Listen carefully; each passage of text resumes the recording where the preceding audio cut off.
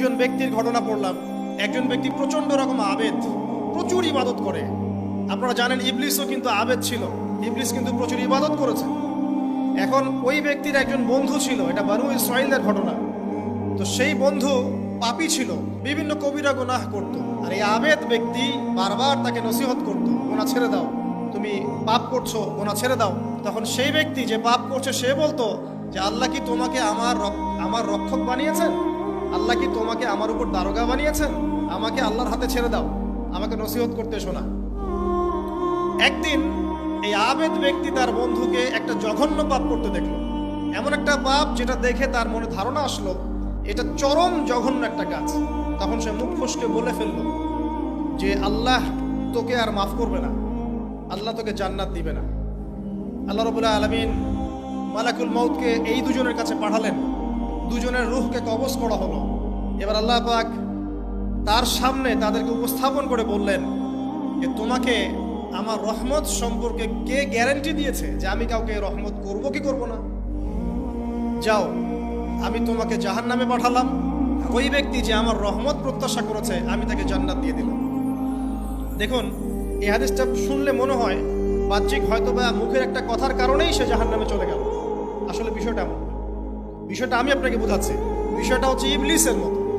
ইবলিস কিন্তু শুধু মন থেকেই বলেনি যে খলাকতানি মিন নার ওয়া খলাকতাহু মিন তিন, আমি কেন তাকে সিজদা করব আদমকে? আদম তো মাটির তৈরি আর আমি তো আগুনের তৈরি। এটা ইবলিসের শুধু মৌখিক স্টেটমেন্ট ছিল না, কারণ কি ছিল? আবা ওয়াস্তাকবারা, সে উদ্ধত হয়েছিল, অহংকার প্রদর্শন করেছিল। ভিতর থেকে ইন্টারনালি সে অহংকারী ছিল, সে আন্ডার এস্টিমেট করে কথাটা বলেছে, শুধু মৌখিকভাবে বলে নাই। কিন্তু ঠিক এই ব্যক্তির ঘটনা এমনই, সে মন থেকে অহংকারী হয়ে উঠেছিল, যদিও বা সে আবেদ ছিল। এখানে আমরা যারা প্র্যাকটিসিং মুসলিম হওয়ার চেষ্টা করছি আমাদের জন্য এখানে নিদর্শন আছে। অযথা নামাজ পড়েই ভেবে বসবেন না যে অনেক কিছু করে ফেলছে, এক চিল্লা দিয়ে মনে করে ফেলবেন না যে দিনের জন্য অনেক কিছু করে ফেলছে।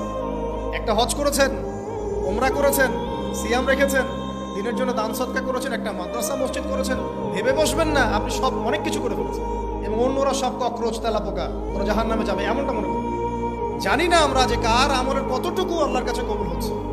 এখানে এই ব্যক্তির সমস্যা ছিল এই, সে নিজের আমলটাকে অনেক ভারী মনে করছিল এবং সে স্টেটমেন্ট দিয়ে ফেললো যে তোকে আল্লাহ পাক মাফ করবে। এই একটা কথা মন থেকে বলার কারণে তার ইহকাল পরকাল দুটা বরবাদ হয়ে গেল, সে জাহান্নামে চলে গেল। ঠিক আরেক ব্যক্তির ঘটনা আছে এমন, এগুলো সবগুলো রেফারেন্স আছে। এক ব্যক্তি প্রচুর ইবাদত করত, আল্লাহ পাক তার ইবাদত করার জন্যে পাহাড়ের চূড়ায় একটা সুন্দর ব্যবস্থাও করে দিয়েছিলেন। সেখানে ডালিম গাছ হতো, ঝর্ণা আসতো, খাবারের কোনো অভাব নাই। হাদিসে এসেছে 500 বছর সে ইবাদত করেছে। কত বছর? কিয়ামতের মাঠে এই ব্যক্তির অবস্থা এমন হবে, তাকে জান্নাতে প্রবেশ করানোর জন্য নিয়ে যেতে বলা হবে যাও আমার রহমতে জান্নাতে চলে যাও। আল্লাহ পাক তাকে এই কথাটা বলবেন, কিন্তু এই ব্যক্তি বলবে আমার আমলের কারণে আল্লাহ পাক বলবেন আমার রহমতে জান্নাতে চলে যাও। ব্যক্তি বলবে আমার আমলের কারণে। আল্লাহ রাব্বুল আলামিন তখন তাকে দেওয়া সমস্ত নেয়ামতগুলোকে এক পাল্লায় করবেন আর তার সমস্ত আমলকে আরেক পাল্লায় করবেন। তারপর দেখা যাবে আল্লাহর সমস্ত নিয়ামত তার একটা চোখের সমান হয় নাই। কথা কি বুঝতে পারছেন?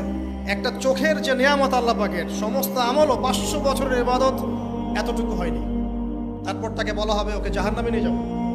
এবার জাহান্নামে যাওয়ার সময় সে বলবে আল্লাহ তোমার রহমতে আমাকে মাফ করে দাও।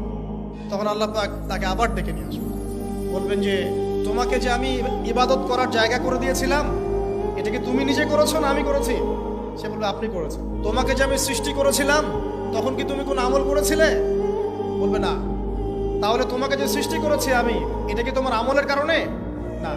তোমাকে সারা দুনিয়াতে এত নিয়ামত দিয়েছি, এটা কি তোমার আমলের কারণে? সে বলবে না। তখন তাকে জান্নাতে প্রবেশ করানো হবে। কিয়ামতের মাঠে এমন অনেক ঘটনা ঘটবে যেটা আমাদের চিন্তার বাইরে।